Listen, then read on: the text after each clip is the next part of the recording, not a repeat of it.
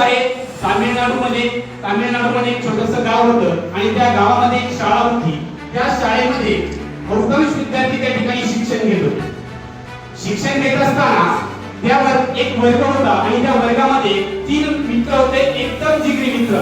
पहिला जो मित्र होता तो अभ्यासात एकदम हुशार, कधीही परीक्षा होऊ द्या पहिला नंबर हा ठरलेला, कधीही परीक्षा होऊ द्या त्याचा पहिला नंबर हा ठरलेला.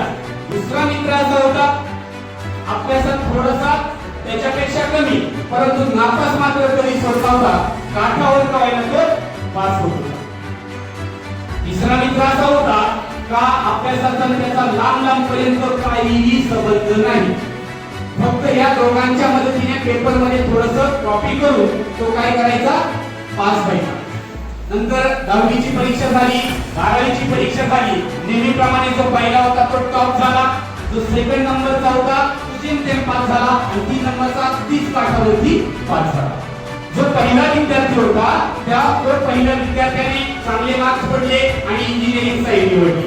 इंजिनिअरिंग साइड निवडून तो काय झाला, इंजिनियर झाला.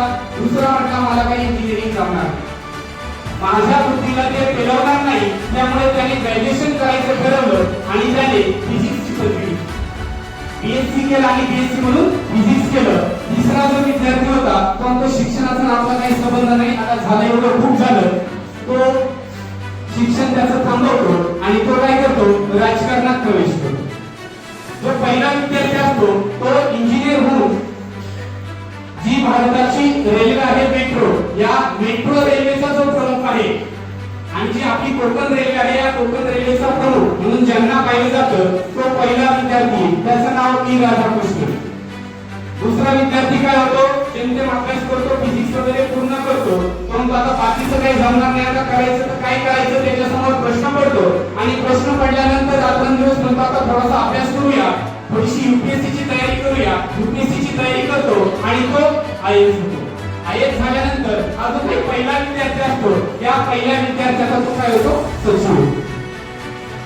हा त्या खात्यात इंजिनियर आणि या इंजिनियरचा तो काय, सचिव. तिसरा जो विद्यार्थी होतो त्याचा शिक्षणाचा लांब पर्यंत संबंध नाही, राजकारणात उतरतो आणि राजकारणात उतरल्यानंतर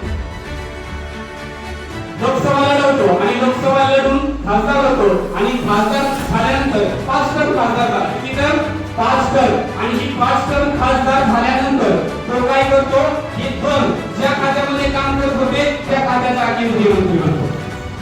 आता शिक्षणाचा याचा काही संबंध आहे का? जो तिसरा विद्यार्थी आहे त्याचं नाव आहे केपी उन्नीकृष्णन.